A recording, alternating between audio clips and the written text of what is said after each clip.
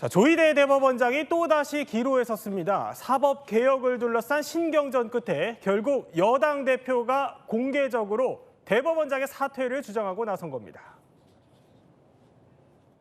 재판 독립, 법원의 정치적 중립은 조희대 대법원장 본인 스스로 어긴 것 아닙니까? 지금이라도 사퇴하는 게 맞다고 저는 생각합니다. 대법원장이 그리도 대단합니까? 대통령 위에 있습니까? 국민들의 탄핵 대상이 아닙니까? 자, 4개월 만에 또다시 조희대 대법원장의 탄핵이 거론된 겁니다. 사실 이남희 기자, 그러니까 탄핵 이전에 사퇴 요구가 나온 것도 오늘이 처음은 아니잖아요. 어제 추미애 법사위원장이 먼저 조희대 대법원장 물러나야 한다라는 취지의 글을 올리면서 네. 정말 사퇴 요구가 분출했는데 오늘은 또 서영교 법사위원이 한 방송 인터뷰에서 그리고 정청래 대표까지 대법원장이 뭐가 그렇게 대단하냐 이러면서 왜 탄핵도 할 수 있지 라면서 네. 지금 탄핵까지 거론을 한 겁니다. 아니 그럼 넉 달 만에 다시 이걸 꺼내든 이유는 뭡니까? 일단은 넉 달 전에는 무슨 일이 있었을까요? 바로 조희대 대법원장이 이끄는 대법원 이재명 대통령의 공직선거법 사건 2심 재판 다시 이제 유죄 취지로 파기환송을 했었잖아요. 예. 그게 바로 지난 5월의 일이었습니다. 그때 이제 민주당이 정말 반발을 하면서 탄핵하겠다라고 나섰었는데요.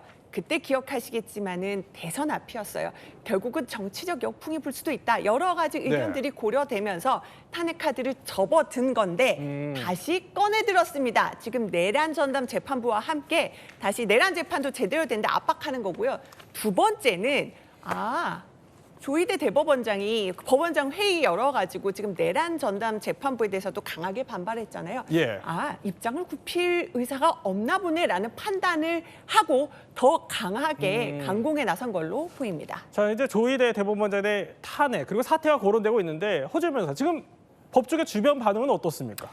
당혹감을 감추지 못하는 분위기입니다. 그 이유가 어떻든 간에 이걸 찬성하는 목소리도 내부적으로 지난 5일부터 내부 게시판에 전체 볼 수 있는 곳에 판사가 조희대 대법원장 너무 편향적이다라는 글을 쓰면서 직원들의 댓글이 달리기도 했지만 네. 이렇게 정치권에서 대놓고 사퇴 요구까지 나오고 또 청와대 대통령실 대변인이 거기에 원칙적 공감이다. 물론 해명하긴 했지만 이런 목소리까지 나오다 보니까 노골적인 상권 분립 침해가 아니냐.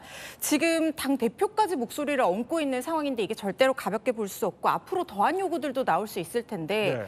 내가 마음에 들지 않는다고 해서 무조건 사퇴를 시킨다고 하면 사실상 재판이라는 것이 어느 한쪽을 분명히 만족시키기는 좀 어려워요. 그러니까 반드시 승이 있으면 패가 있는 부분이거든요. 그렇기 때문에 이 부분은 좀 신중하게 접근해야 되는 것이 아니냐 이런 목소리들도 많이 나오고 있습니다. 네, 법조계 이제 주변 반응까지 취재해서 전해주셨는데 조희대 대법원장의 탄핵까지 거론된 이 신경전 그 핵심에는요 위헌 논란에 휩싸인 바로 내란 전담 재판부가 있습니다. 사법부는 입법부가 설정한 구조 속에서 헌법과 양심에 따라서 판단하는 거예요. 위헌 얘기하던데 그게 뭐 위헌이에요? 사법부가 그 헌신적인 사명을 완수하기 위해서는 무엇보다 재판의 독립이 확고히 보장되어야 합니다. 이남희 기자, 근데 용어가 조금 달라졌어요. 보면은 내란 특별 재판부에서 내란 전담 재판부로 조금 달라진 분위기인데 이게 두 개가 달라요? 약간 이렇게 보시면 될 것 같아요. 한정혜 어제 정책위의장도 그렇고 서영교 예. 법사위원도 법사위원도 어제 뉴스데이 저희 프로그램 출연해갖고 내란 전담 재판부라고 불러주세요 이렇게 말했습니다. 왜냐면요 내란 특별 재판부 설치한다고 하니까 특별 법원 그거 내란만 전담하는 특별한 법원을 따로 설치하는 게 위헌 논란이 있다 이런 네. 것들이 굉장히 많이 제기가 됐거든요. 그래서 여기에 대해서 아니다. 이거 특별법원을 따로 만들자는 게 아니다. 내란 사건만 전담할 법원을, 그러니까 1심 같은 경우도 만약에 서울지방법원에 따로 법관을 두자는 얘기고 네. 2심도 서울고등법원에 또 다른 내란 전담 법관을 두자는 얘기고 거기에서 법관을 따로 뽑는다는 건데 이게 왜 위헌이냐 하면서 특별이라는 단어는 쏙 빼고 전담이라는 말로 어제부터 굉장히 열심히 설명을 민주당이 하고 있는 상황입니다. 아니 그러면 지금 지기현 판사가 내란 재판 1심 진행 중이잖아요, 허지연 변호사. 그럼 이 내란 전담 재판부가 생기면 이거 앞으로 뭐가 달라지는데요? 지금 진행 중인 모든 내란 관련 사건은 다 내란 전담 재판부로 이관이 돼서 진행이 됩니다. 네. 그러니까 내란 전담 재판부에서만 내란 관련 사건을 담당을 하는 것이고 관련해서 영장을 발부할 일이 있다면 이 전담 영장 판사를 또 만든다는 거예요. 내란 관련해서만. 그렇군요. 그 예. 한 사람만이 오로지 영장 실질 심사를 담당하게 되는 구조로 가는 겁니다. 그리고 모든 재판은요. 1심, 2심 통틀어서 각각 3개월 안에 결론을 내야 된다라는 규정도 있고요. 특히 전심 재판에 관여한 판사를 재판에서 배제한다라는 조항이 있기 때문에 그러니까 제척이 되는 거거든요. 그렇다고 하면 지규현 판사는 앞으로 내란 재판에는 이미 전심 재판에 관여한 상태이기 때문에 예. 내란 재판에서는 완전히 배제가 되는 겁니다. 그리고 만약에 이게 상고심까지 가게 된다고 네. 하면 지금 현재 윤석열 전 대통령이 임명한 대법관들이 있는데 이들은 이 상고심에 관여를 할 수가 없게 됩니다. 그리고 원칙적으로 이 녹화, 중계, 녹음 이런 것들은 재판장 허가 하에서만 가능한데 내란 전담 재판부에서 하는 모든 재판들은 다 중계를 하고 녹화를 하고 녹음을 할 수 있도록 되어 있고요. 그리고 사면, 감형, 복권 등이 일절 안 됩니다.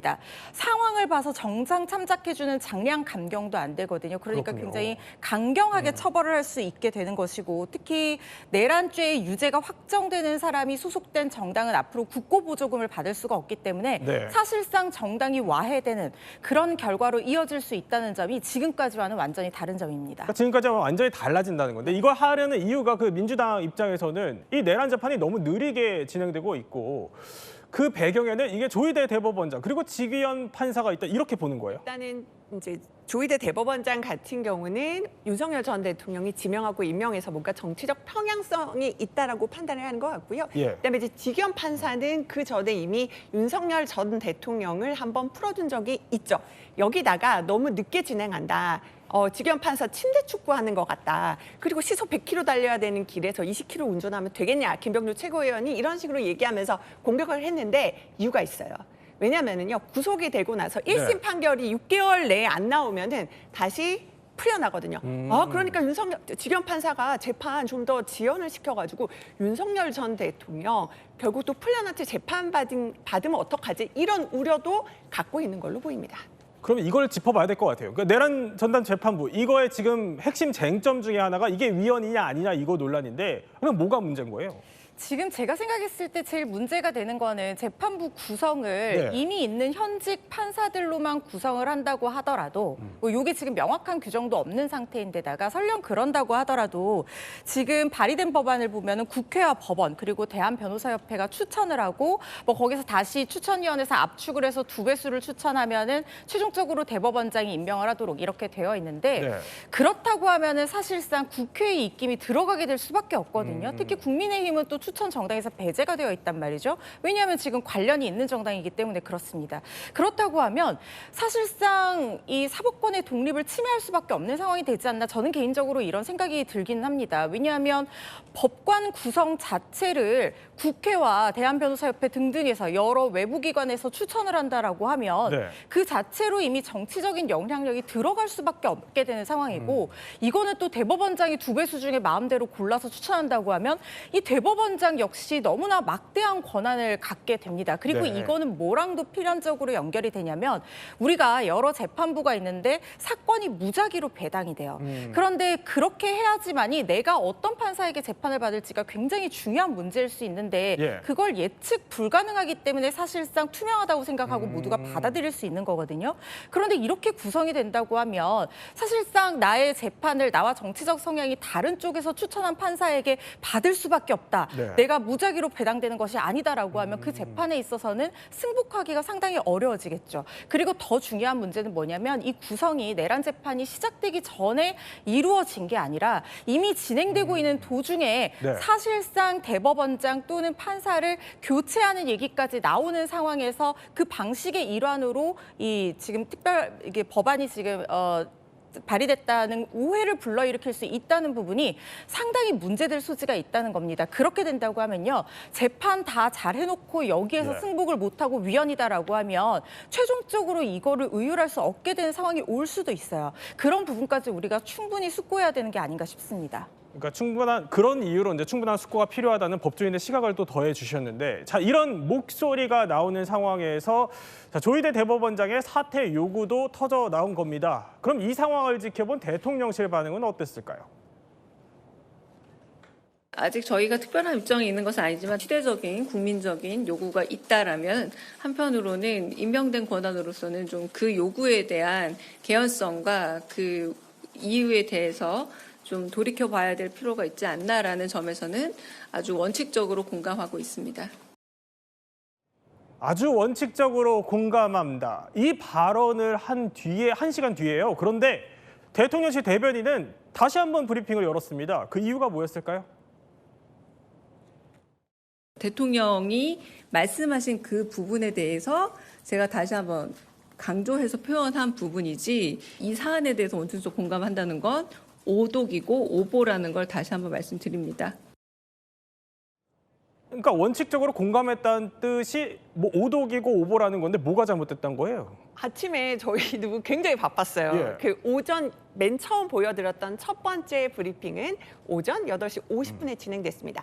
저 답변은 왜 나왔냐면 추미애 법사위원장이 조희대 대법원장 물러나라고 한 거에 대한 대통령실 입장을 물었거든요. 네. 그러니까 아직 정해진 뭐 입장은 없지만 하고 뒤에 보면은 이런 여러 가지 의견을 받아들여야 되는 점에서 원칙적으로 공감한다. 그런데 거의 모든 기사가요. 아, 사퇴에 대해서 원칙적으로 공감한다로 네. 언론은 받아들였고 당시에 속보가 다 그렇게 나갔습니다. 저희뿐만 아니라 그렇게 속보를 나갔는데 이렇게 되면 이게 뭔가 상권 분립 위배된다. 논란도 불거지고 굉장히 네. 뭔가 논란이 되니까 이 다음 두 번째 브리핑은 10시 10분에 진행이 됐거든요. 그래서 잘 들어보시면 알겠지만 잘못 읽은 거다. 분명히 나는 사퇴하라는 거에 대해서 공감하는 게 아니라 네. 선출된 권력에 대한 존중감에 대해서 공감한다고 한 것이, 그래서 기자들 오독이다 이렇게 얘기를 했는데 다만 언론사 입장에서는 예.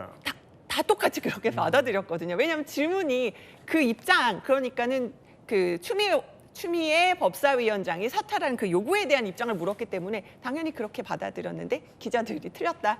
이래서 다시 해명하는 해프닝도 있었습니다. 아니 근데 저도 청와대를 출입해봐서 알지만 이게 보통 그냥 브리핑을 하고 나서 경정을 하면은 짧게 뭐 언론 공지 정도로 그냥 내는데 이게 브리핑을 다시 열게 된 거예요. 저도 지금 그런 적 있었나 세보니까 언뜻 생각은 안 나는데 굉장히 이례적이에요. 예. 맨 처음에 8시 50분에 브리핑하고 9시 53분에 취지를 해명하는 또 문자가 나가고 다시 10시 10분에 또 브리핑을 했거든요. 굉장히 또 이번 사안 자체가 굉장히 또 예민하고 민감한 사안이기 때문에 다시 빠르게 바로잡으려고 했던 게 아닌가 싶습니다. 네, 그만큼 뭐 난감한 기류가 읽힌다는 건데 이렇게 내란 전담 재판부를 둘러싼 신경전이 또다시 조희대 대법원장의 사퇴 그리고 탄핵 요구로까지 이어지고 있는 겁니다. 그러면 이남희 기자, 정치부 지금 취재를 해보면 실제로 민주당 내부에서 이거 탄핵 추진 가능성 얼마나 보고 있어요? 제가 이제 지도부 의원, 법사위원들 이제 예. 좀 복수로 접촉해본 결과는 아직은 개인 의견이다. 그러니까 아직 탄핵 얘기가 나오긴 나왔지만 실질적으로 실행에 옮길 계획까지는 아직 없지만 뭔가 조희대 대법원장을 압박하는 수단으로서 지금 이 사퇴를 거론하고 있고요. 근데 법조계에도 물어보면은 사실은 이게 탄핵안이 진짜 통과를 되려면 위법했다라는 게 나와야 되는데 그럼 법적 근거 부족한 것이 아니냐 이런 얘기도 나오거든요. 좀 아직까지는 압박 카드로서 거론되는 상황입니다. 네, 관련 움직임은 또 계속해서 지켜보기로 하고요.